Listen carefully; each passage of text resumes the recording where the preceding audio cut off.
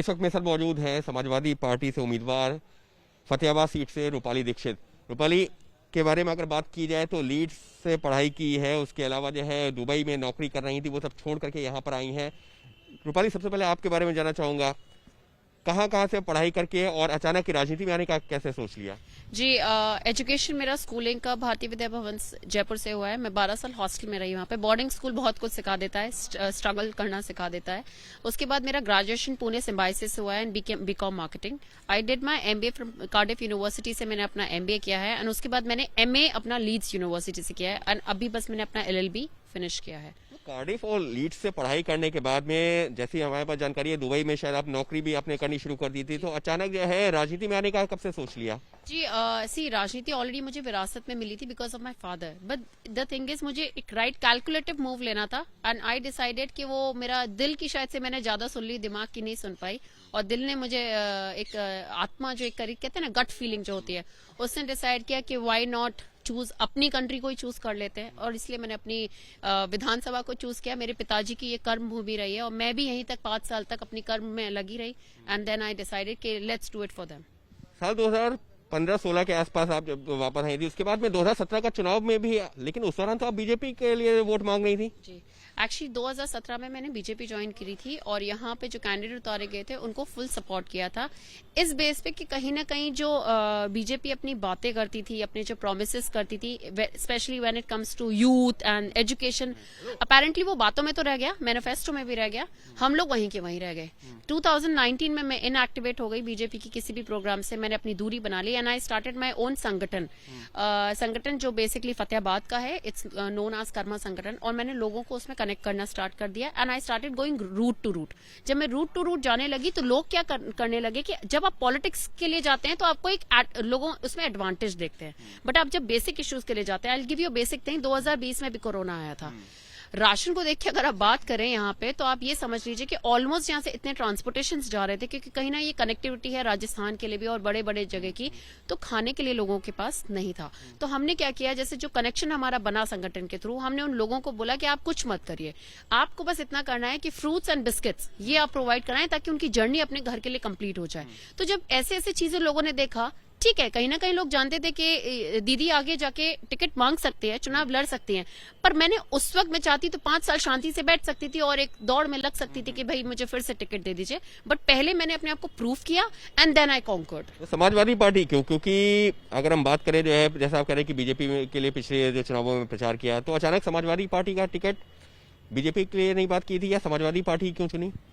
देखिए, जब मैंने 2019 में ही धोखा खा लिया था तो फिर बीजेपी से टिकट मांगने का कोई मतलब ही नहीं था। अब डिसाइड ये करना था कि वो चॉइस कौन है।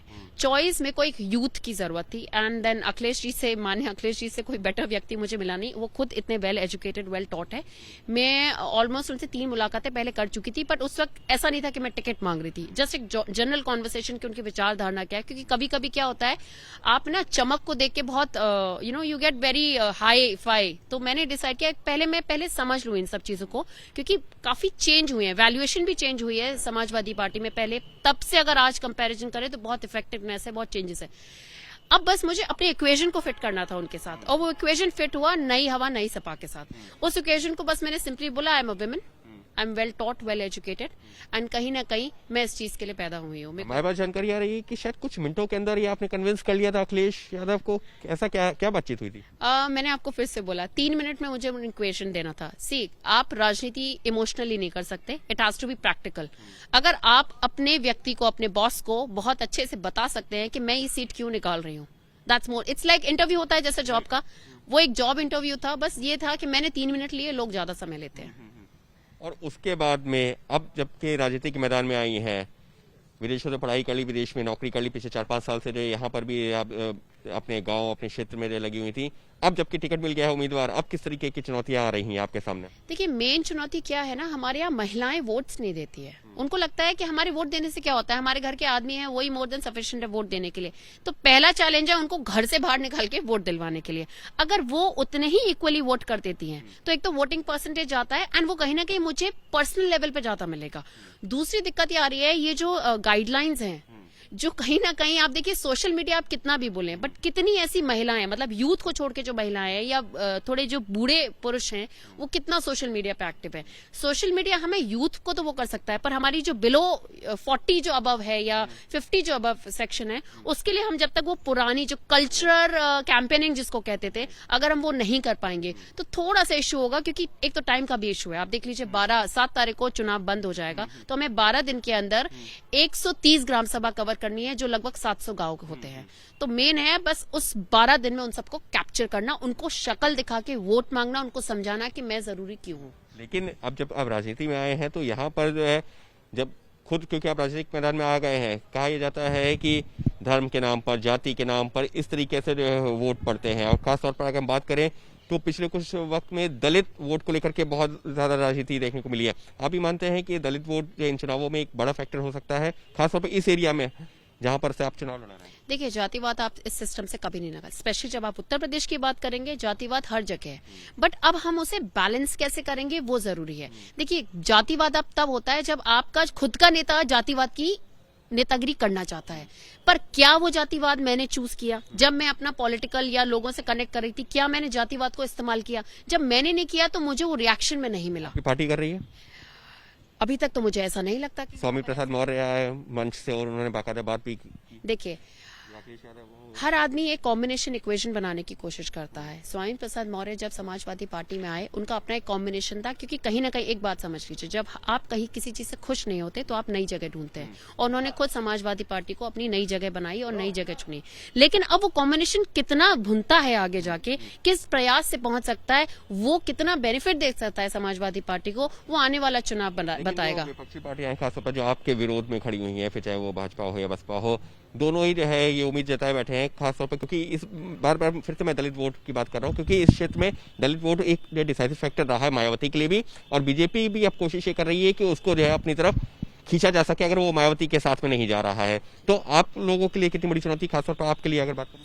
देखिए, मेरे को एक चीज पता है, जब हम स्पेसिफिकली दलित वोट की बात करते हैं तो कहीं ना कहीं दिमाग में माइंड सेट रहता है कि वो पढ़ा लिखा नहीं है। लेकिन आप यकीन माने, आज दलित वोट देखा जाए तो मैं 25% कह सकती हूँ कि वो पढ़ा लिखा है, दिमाग इस्तेमाल कर रहा है, खुद कहीं ना कहीं डाइवर्ट हो रहा है। मुझे उनसे कहने की जरूरत नहीं है, वो डाइवर्जन खुद देख रहे हैं। क्यों? क्योंकि वो जानते हैं कि जो पिछले उनके जो माता पिता रहे या बुजुर्ग रहे, उन्होंने वो दलितों की राजनीति करके भी, उनको वोट देके भी वो वहीं रह गए।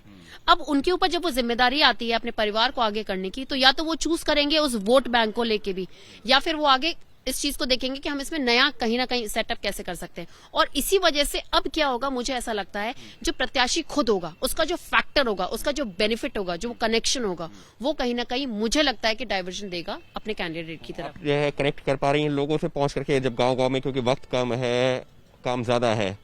देखिए, यूथ को तो मैं पर्सनली बोलूंगी कि तीनों कैंडिडेट से अगर आप देखें, I am the youngest candidate, मैं एक महिला भी हूँ, मैं उस कैलकुलेशन को तो बना रही हूँ। द ओनली थिंग इज मैं उनके रीच करती हूँ, और कहीं ना कहीं मैं उनसे पहले से कनेक्टेड हूँ, वो मेरे बारे में जानते हैं। बस अब ये कहते हैं चुनावी माहौल में उन तक पहुंचा कैसा जाए, उनको समझाया कैसा जाए। कॉन्फिडेंट में हूँ, कहीं ना कहीं वो मेरे ऊपर विश्वास भी रखते हैं। अब दलित वोट की अगर स्पेसिफिकली बात किया जाए, मेरा ऐसा मानना है कि 25% डाइवर्जन तो हम ला ही रहे हैं। और इसके बाद में, क्योंकि आप जिस परिवार से आती हैं उसको लेकर भी जो है लगातार विपक्षी पार्टियां जो है आपको भी कटघरे में खड़ी करती है, आपके परिवार को भी, तो उसका कहीं नुकसान होता है, क्योंकि आपके परिवार के ऊपर गंभीर आरोप हैं, और उसका कहीं जो है, क्योंकि आपके परिवार के जो है आपके पिता या आपके भाई हों, वो जेल में भी हैं गंभीर जो है धाराओं में, उसका कहीं जो लगता है कि नुकसान होगा, क्योंकि जो विपक्षी पार्टी वो यही कह रही है कि अपराधीकरण राजनीति में बढ़ रहा है, उस पर भी लगाम लगनी चाहिए। देखिए, मैटर ये करता है कि मेरे ऊपर क्रिमिनल हिस्ट्री कितनी है। मेरे फादर अगर यहाँ होते, प्रेजेंटली होते, तो मैं मान सकती थी कि उसका कहीं ना कहीं इफेक्ट होता, या वो डाइवर्जन करने की कोशिश करते। मेरे पिता पिछले 14 साल से जेल में हैं। अगर वो इतने बड़े बाहुबली हैं तो वो बाहर क्यों नहीं है? एक सिंपल क्वेश्चन है। वो नहीं है तो मैं संभाल रही हूँ, और मैं संभाल रही हूँ तो मुझे ये पता है कि वो चेहरा मेरा है, लेकिन पीछे एक फेस उनका है। पर अगर वही मेरी गतिविधियां होती तो आप बताइए कि क्या मैं लायक थी इस टिकट के?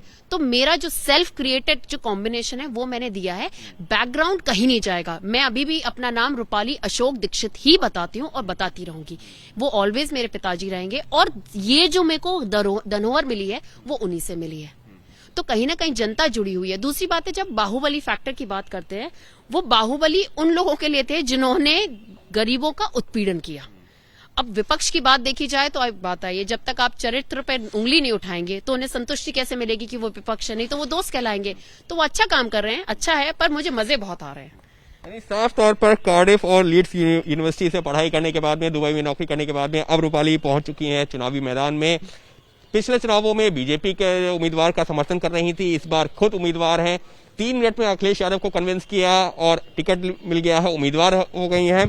परिवार को लेकर के जो आरोप लगे हुए हैं उनका भी सामना करें। उनका ये कहना है कि परिवार के पिता के ऊपर, भाई के ऊपर भले ही गंभीर आरोप हो, दोषी करार दिए गए हो, लेकिन इनके ऊपर कोई नहीं है और जनता इनके काम पर इनसे कनेक्ट करेगी।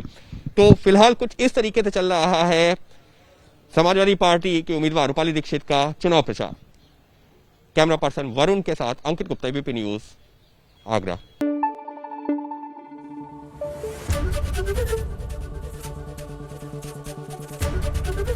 एबीपी न्यूज आपको रखे आगे।